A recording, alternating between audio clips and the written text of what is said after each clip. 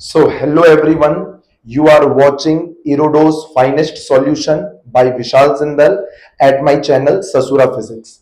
चलो बाबू एक बार इस सवाल को अच्छे से देख लो।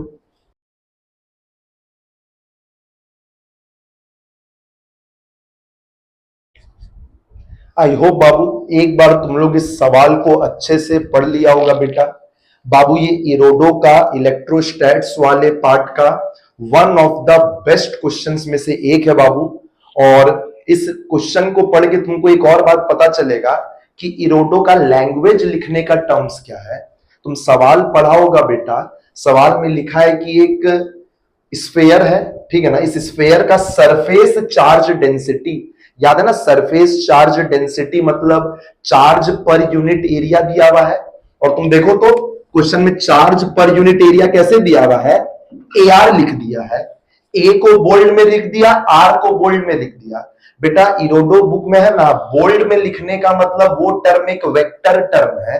जो बोल्ड में लिख दिया ना AR, और सर ये दो वेक्टर का मल्टीप्लीकेशन है सर।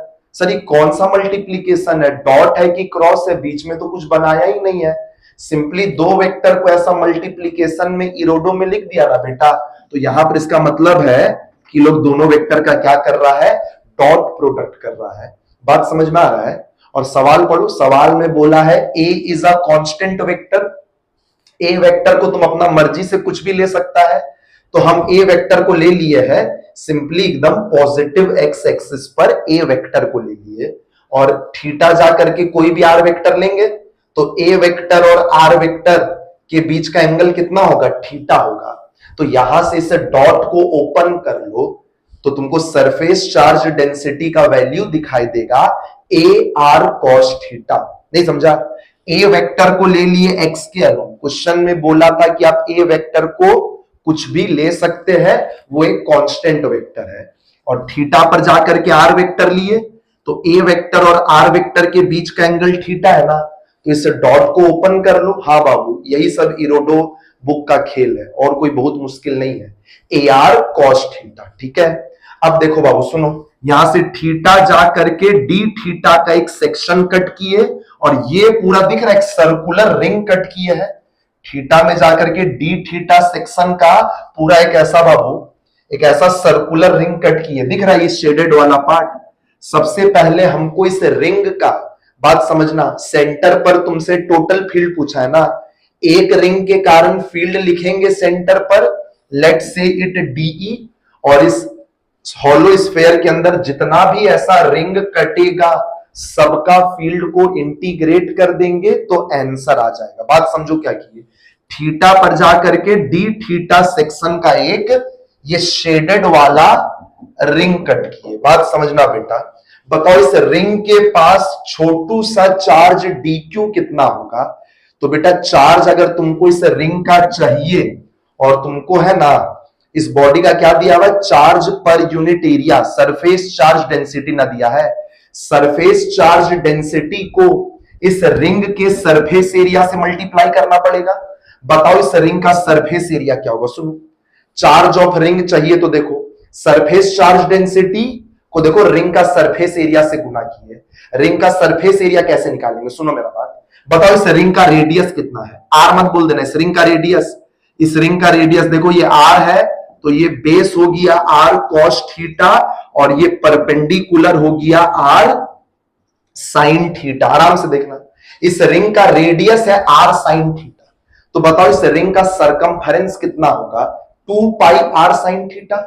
रिंग का सरकमफेरेंस इंटू रिंग का थिकनेस, यही तो रिंग का सरफेस एरिया होगा। बात समझ पा रहा है, सरकमफेरेंस इंटू से रिंग का थिकनेस। रिंग का थिकनेस कितना है बेटा, R D theta.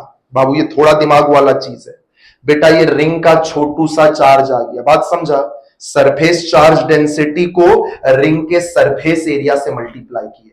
Surface area कैसे लिखे हैं, सरकमफेरेंस इंटू रिंग का थिकनेस।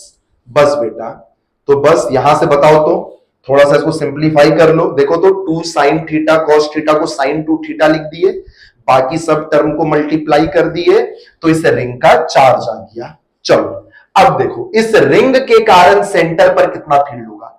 याद है किसी रिंग के कारण उसके एक्सिस के किसी पॉइंट पर फील्ड का एक फॉर्मूला पड़ा था, k q x by r square plus x square का पावर 3/2। बताओ x का वैल्यू कितना पुट करेगा? x क्या होता था याद है? रिंग के सेंटर से उस पॉइंट का दूरी, रिंग के सेंटर से उस पॉइंट का दूरी देखो कितना है, r cos थीटा।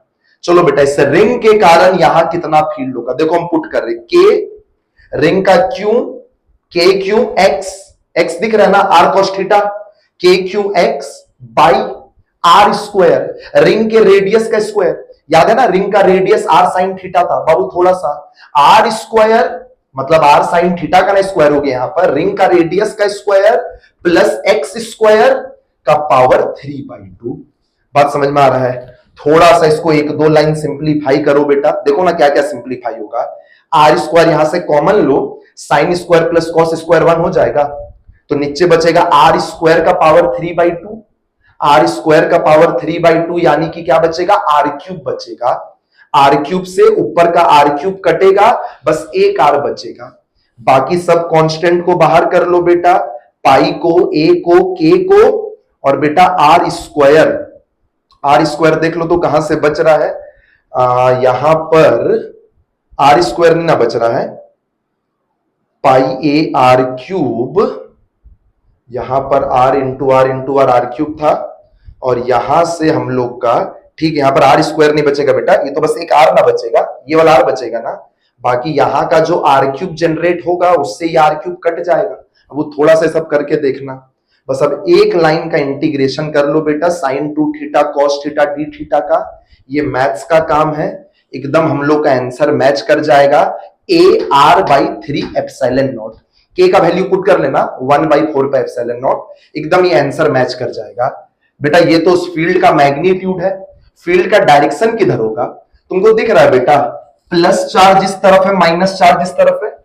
बेटा एक और क्वेश्चन में ये बात बताए थे, कॉस का फंक्शन है ना, कॉस का फंक्शन है ना सरफेस चार्ज डेंसिटी, तो फर्स्ट और फोर्थ क्वाड्रेंट में कॉस पॉजिटिव होता है, तो यहां और यहां पर पूरा पॉजिटिव चार्ज, और सेकंड और थर्ड क्वाड्रेंट में कॉस नेगेटिव होता है, तो ये नेगेटिव चार्ज।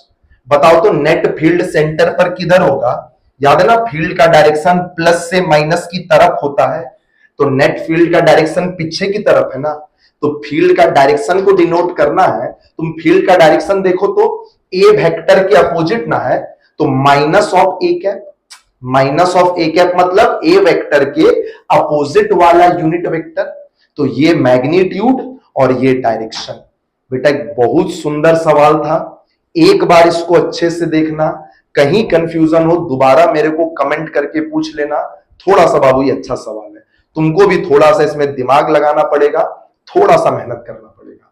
चलो बाबू tata bye bye, best of luck.